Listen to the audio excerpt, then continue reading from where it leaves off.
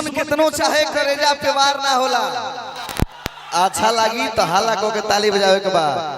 कि दुश्मन कितनो चाहे करेजा पे वार ना होला। धरती पे केहू कितनो प्यार कर लेवे लेकिन माई के प्यार से बढ़ के कोनो प्यार ना होला। गर्लफ्रेंड अगर प्यार से बोल दी तो मिठाई ना होई। गर्लफ्रेंड अगर प्यार से बोल दी तो मिठाई ना होई। अरे पगला लड़की कितनो प्यार कर दी तो माई ना होई। हेलो भाई को मैं इसलिए आप तक एंट्री कराया कि नौजवान जो हैं 18 से 22 की उम्र में इनके मुस्कुराहट थोड़ा सा और रफ्तार बढ़ गया तो अभी ये रहेंगे। ये अपने घर पे आज हम सभी हैं और हम भैया एगो बात कहब कि रउआ हमार हई हमरे रहब यही से रउए खातिर बेचैन बानी। रउआ हमार हई हमरे रहब यही से रउए खातिर बेचैन बानी। आ लोग भले हमार फैन हो लेकिन हम एगो बात बतावल चाहतनी कि हम गुलू भैया के बहुत बड़ा फैन बानी। तनी ऐसा भैया पटना में पहले हमारा भैया खातिर एगो जोरदार ताली बजाई सब है। पटना में एगो अवार्ड शो भई रहे जोना में भोजपुरी के तमाम कलाकार लोग रहे। जेकरा गावे के लूर ना रहे उहो लोग रहे। लेकिन ये बात मैं मुकेश भैया से बताया था। लेकिन हम कहनी एगो इंटरव्यू के माध्यम से भाई जी तने साइड हट जा न तो दूसर चीज पे गोली चल जाए। तो हम कहनी अपना माध्यम से जे भोजपुरी के कोनो महोत्सव होखे भोजपुरी के कोनो अवार्ड शो होखे आ ओ हमें गोलू राजा नहीं खन त ठीक बात नहीं खे। का सच्चाई बा कि ना भैया? आप हमारे भोजपुरी को बहुत कुछ दिए हैं और बहुत कुछ रुआ से सीखे के मिलेला। आजीवन हम माता रानी से कामना करम के रुआ ऐसे ही आगे बढ़िया और छोट भाई का आशीर्वाद दे। काहे कि देखी भोजपुरी गीत संगीत हमनी के माटी गीत हम तो खैर गाना गावत रहे लेकिन हमार गाना थोड़ा कम आदमी सुनल तो हम रास्ते चेंज कर देनी। बाकी अब तू लोग सुनता रहो छोटू बाबा शायद आप सुनते रहते ना। हाँ ओ बात में सुनता लोग हम चाहम जे शत्रुघ्न भैया बहुत कहलस लइका जे आज छनक ताड़ू का लाइन पे आ जइबू। आज छनक ताड़ू का लाइन पे आ जइबू करे जाओ इठो मत न तो गिया हो दिन दाड़े लगा जइबू। दुनिया से मन दुखी बात है कि सब चीज हरियर बा लेकिन कलाकार के हरियरी मंच पर नहीं है ना। अच्छा कलाकार के मंच बने के हरियरी तो मुकेशे के हरियरी मान के चले हरियर पहले बड़े भैया। एगो गाना आइल बा प्रकाश चौबे ऑफिशियल से कोर्ट में गोली मारो तो लोग जरूर सुनी हो कि अरे मन करी जहां बोलाली है कि हमरे के तू अजमाली है। देखो हमार तबीयत खराब बा सीजन चलता बुखार के लेकिन तहार लोग के एनर्जी देख के हमारा आधा तबीयत ठीक हो गई। कलाकार के सब बीमारी हो जाओ लेकिन खांसी सर्दी हो जाओ तो बुझा जाए गोली लाग गई। कि अरे थाना पुलिस का उखाड़ी अतर महफिल का करी। प्रकाश चौबे ऑफिशियल हमारे चैनल है जो ना पे गाना आइल बरुआ से सुनो। अरे मैं ही घड़ी सुन ले कि अरे थाना पुलिस का उखाड़ी अतर महफिल का करी। कि भरल कोट में गोली मारब जज वकील का करी। ये प्रकाश एगो जरूरी सूचना बा जब भी भाई व्यवस्थापक होके और पीछे जे खड़ा हटा तो बड़ी हवा छोड़त लोग हमने के डायरिया हो जाए। गैस मत मारल लोग गैस मत मारल लोग तने से साइड दबावा के कुछ बुझा गइल मिजाज इनका लोग हटा दी सब है जब भी व्यवस्थापक बा भाई। कि अरे थाना पुलिस का उखाड़ी अतर महफिल का करी। भरल कोट में गोली मारब जज वकील का करी। का बजाय जाने के पहले ही बेहोश हो जाए। का बाबा कोने का बजाय जा पहले ही बेहोश हो जाए हाइड्रोजन गैस ना अब हवा लागे हम साहब जे तनिया से हाथ उठाओ लोग सब लोग है ने से कि मन करी जहां बोला ली है हमारा के तू जमा ली है मन करी जहां बोला ली है हमारा के तू जमा ली है ए भैया कि अरे थाना पुलिस का वो खड़ी हत्तर महफिल का कोदी हथवा उठा के हो भैया कि भरल कोट में गोली मारो बुझो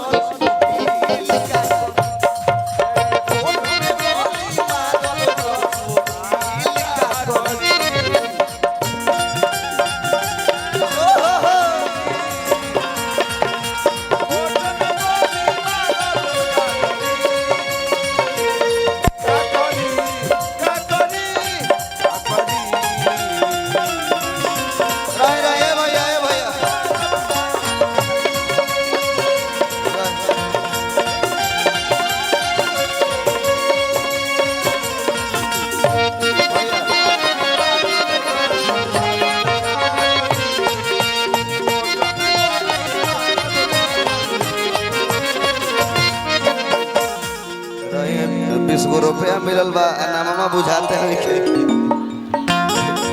अब बोले अरे वना 20 को देन देन 10 5 दिन अगियाओ शिवम हॉस्पिटल के मालिक हां कौन श्याम हॉस्पिटल के मालिक का मेडिकल चलत नहीं है मेडिकल चलत नहीं है चलत है होम्योपैथी का कम बिक्री बा देखिए घरे बुखार के सीजन बा रोगी ढेर मिली है और अच्छा चैन बन कली भाई कहता सर क्या बात है ठीक लागो तनु कि हमारा रहते बोलू रे भैया अरे कवना बात के चिंता बा कि तारा लोकते कि हमारा रहते बोलू रे भैया अरे कवना बात के चिंता बा लय लयका रो शंख है जन्माष्टमी है शंख बजा कि अरे तोरा के कमल हाथ लगा दी जब ले बखवा जिंदाबाद कि हमारा रहते बोल रे भैया कवना बात के चिंता बा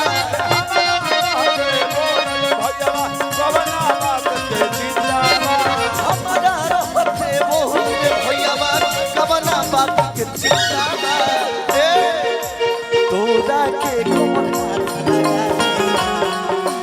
तोरा के कोमल हाथ लगा बहुत अच्छा होला आदमी बहुत अच्छा होला वो आदमी जे टूटल दिल पर हरत देला सही बात बहुत अच्छा होला वो आदमी जे टूटल दिल पर हरत देला हमार भाई लड़की प्यार करके बहुत आसानी से छोड़ देवेली सब लेकिन ओकने के ई बात पता नहीं है कि टूटल दिल मरवैलो से ज्यादा दर्द देला ए प्रकाश जनवरी अच्छा बात सही बा तरीका बा समझे के तरीका बा टूटल दिल दर्द देला कि ना अच्छा देला कि नहीं बतावा छोटे बाबा कुछ कहत रहे जवन दिल जन ओरिजिनल है टूटी ना घिचा के भरे लम्हार हो जाए टूटने के ऐसे गलती कौन करे टूटल दिल का अंदर दर्द देला कि अरे तोरा के कौन हाथ लगा जब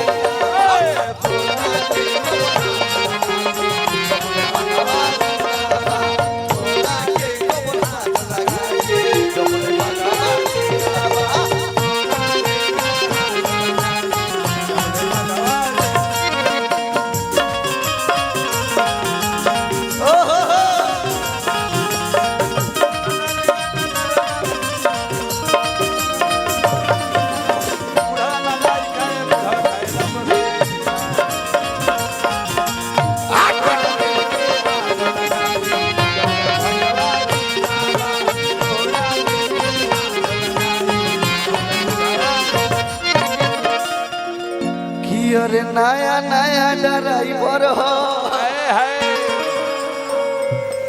कि हाल का कोई पियावा के हाय हाय बिना चलवे मन चापोता कि अरे नया नया ड्राइवर हो कि नया नया ड्राइवर हो अरे हरन में धोई धोई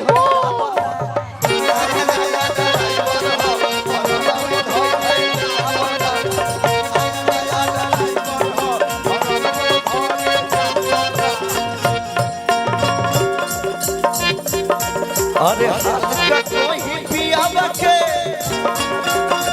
भैया का कहल चाहता की कहा हसू की कहा हसू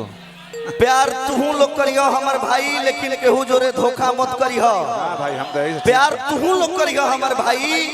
लेकिन केहू जोरे धोखा मत करियो कैसे धोखा कर दे आ लड़की कतनो कहती कि खाली हम तहार बानी ई बात पर भरोसा मत करियो मुकेश धोखा कर दे कि बिना चालुए इंजन चापता है हम धोखा नहीं कि अरे नया नया ड्राइवर हो हरना में धोई धोई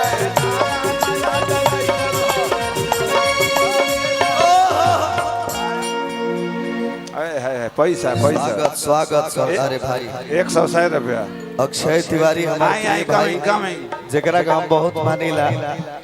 भाई के तरफ से ढेर सारा पुरस्कार देखा ना चमकते चांद का टूटा है सितारा रहता नहीं भारत दोबारा आजाद होके वाला बा बस ए बस प्रकाश हां बाबा देखो जन खोजत रहता हूं आगे देखो ना चमकते चांद का टूटा हुआ सितारा आइए आइए कमिंग कमिंग हाला को के ताली बाजे दादा आपकी बहुत बड़ी फैन। ए है आंख वारी ई तो बुझाता कि जैसे समधी समधीन गले मिलत का चाहत लो का चाहत हमर बोखारवा ठीक ना होके अरे बुखार तो हमर बोखारवा ठीक ना होके चाहता नहीं कि बुखार के बाद नमोनिया हो जाए आसाम से अरे बाप आसाम से तो नारियल पानी जरूर ले ले आसाम से तना आसाम से आगे भाई जी ए प्रकाश हाँ बाबा आसाम से आज बड़ी नारियल पानी तो जरूर लेके आई हुई हैं हाँ आसाम से आयल बड़ी तो नारियल पानी लाइल हुई आना तो किले अइलो गवनायो बही अरे की बड़ा अरे छोट बा खेलवना सोइया उतना छोट ले लइका बा ए प्रकाश हाँ बाबा अभी उतना छोट खेला मानी के मंजिला साइज तनिया से बैठा ना बैठ। गर्मी लागी ठेवनिया जा बैठ जा तनिया से अगच बस बस बस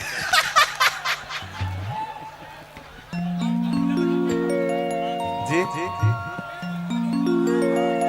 अच्छा हम समझा नु देव ई कहतड़ी जे हमको भोजपुरी समझ ए में नहीं आता है प्रकाश ए प्रकाश पूछा कि अगच के मतलब बुझाता है इनका अगच के मतलब बुझाता अगच के मतलब बुझाता हाथी के जब नेहुरावे को होला होए गरी कहल जाला अगच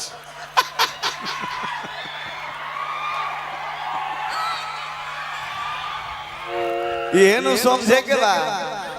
कि ले अइलो गवनायो बही अरे छोट बा खेलवना सैया लइका बा ई कहतड़ी जे हमरा भोजपुरी ना बुझाला अभी लड़का बारी कितना सुहाग रात खा गई तो देखो मैं बता रहा हूँ इस गाने का मतलब ये है गोलू भैया जैसे इनका भोजपुरी ना बुझाला तो ये गाना का मतलब हम इनका के बताओ तले ए प्रकाश जी। भोजपुरी ना वो बुझाला था आसामी बुझाला नो देखिए मेडिकल वाला से बच के है ने आसामी बुझाला से बच के आसामी इनका बुझाला नो आसामी बुझाला ना सेगड़े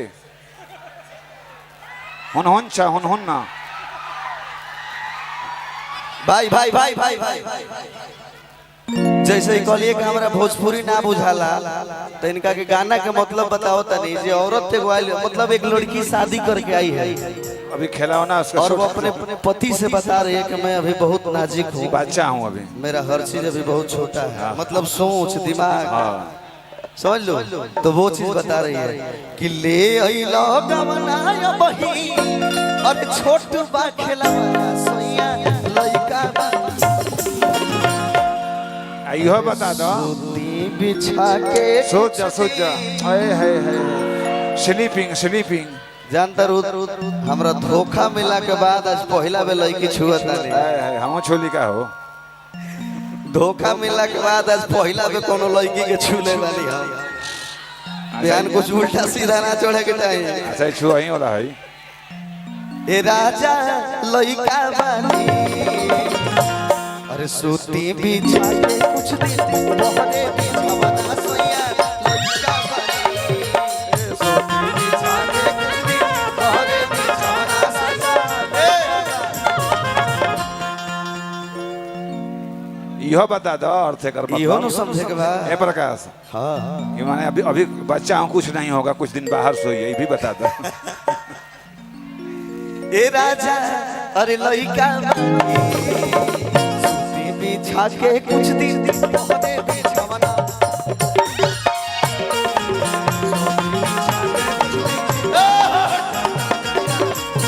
ये तो बुझाता कि गोड़ एकर डेढ़िया पे ऐसे कर दिया अब लइकन के व्यवस्था आउ तनी ऐसा पीछे अभी लाए खियावे के पड़ी इनका खा जाइए ए राजा अरे लइका बानी आवा सूती बिछा के कुछ दिन तोहरे बिछावना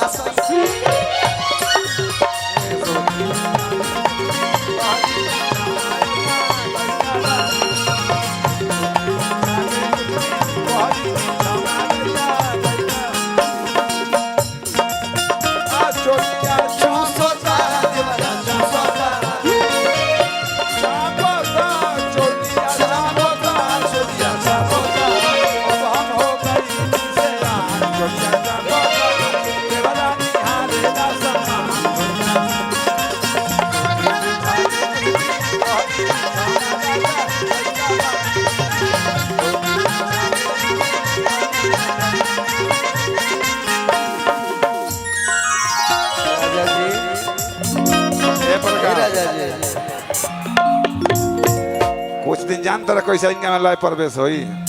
लय के लूना सन करते है मान के पूरे पूरे ग्रीसिंग करे के पड़े अरे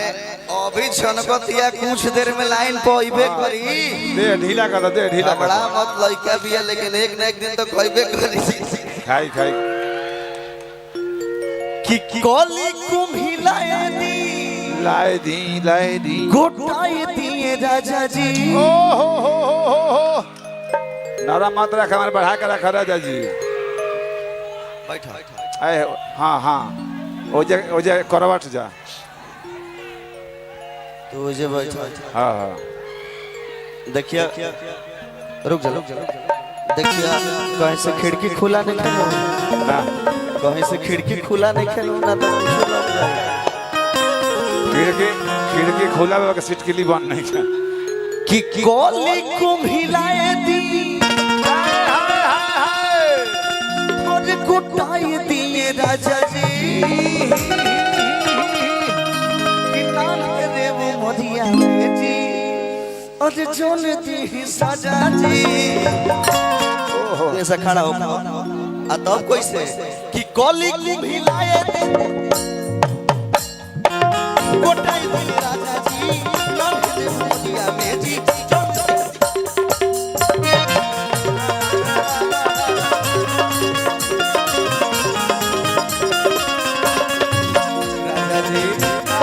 अरे हमारा के पूछी जनी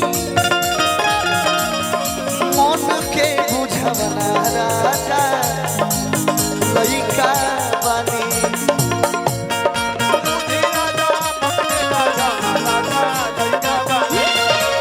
हमारा के पूछी जनी मन के बुझवना राजा लइका बानी राजा जी का हो जाने तनक दिन सूती बिछा के कुछ दिन अरे बहरे बिछावना सैया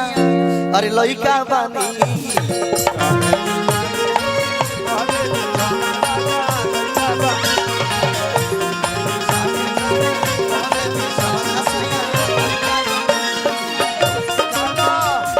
चाट के खा लो